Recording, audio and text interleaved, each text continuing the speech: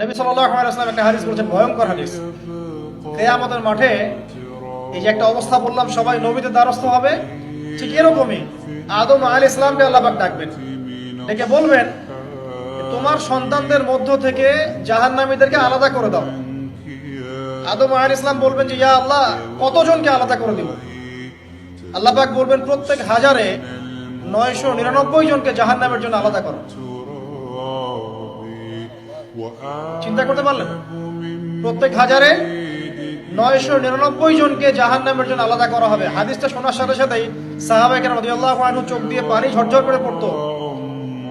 তখন নবী সাল্লাল্লাহু আলাইহি ওয়াসাল্লাম তাদেরকে বললেন যে তোমরা দুশ্চিন্তাগ্রস্ত হও না, কারণ জান্নাতে যারা যাবে তাদের মধ্যে আমার উম্মতের সংখ্যাই বেশি হবে।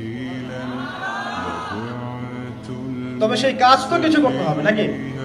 সেই কাজের মধ্যে প্রথম যেটা আপনাদেরকে বলছিলাম, 5 ওয়াক্ত নামাজ আল্লাহর ওয়াস্তে জামাতের সাথে আদায় করুন।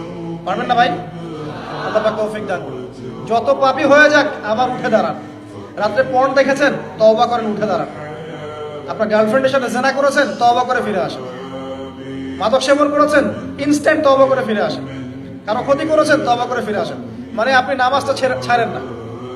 মানুষ আল্লাহর পথে চলতে গেলে সবসময় একই গতিতে চলতে পারে না।